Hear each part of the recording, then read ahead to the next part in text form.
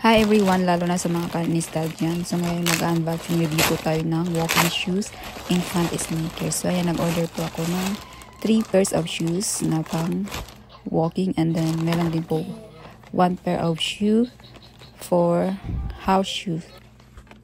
Tsaka ito po ang kagandahan sa mga shoes na ito dahil ultra breathable knit upper check, non-slip soles check, large ventilation holes visible respiration check.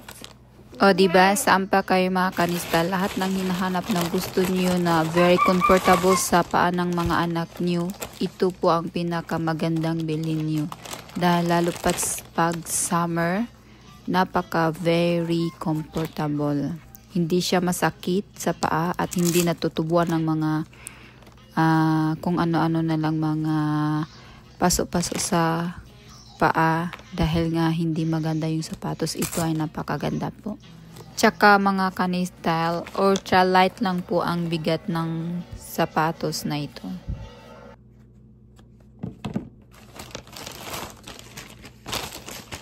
Itong isa naman na to, ang in-order ko ay pang house shoes. So ito po yung na-order ko at ito yung napili kong house shoe para kay Bibi. Pinatawag po ito non-skid sneaker para sa baby. Kung may mga anak po kayo, lalo meron akong baby boy. So yan, mas maganda po itong house shoes na ito. Kaya tingnan niyo po, at very comfortable din suoton sa paa. Soft siya, hindi siya matigas.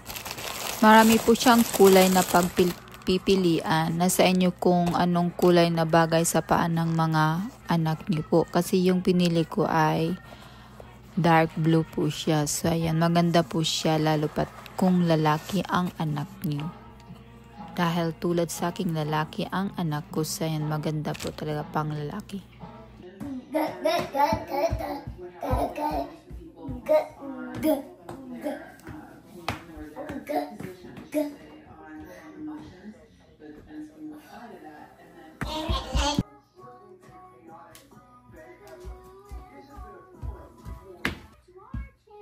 Also, if you like free learning activities,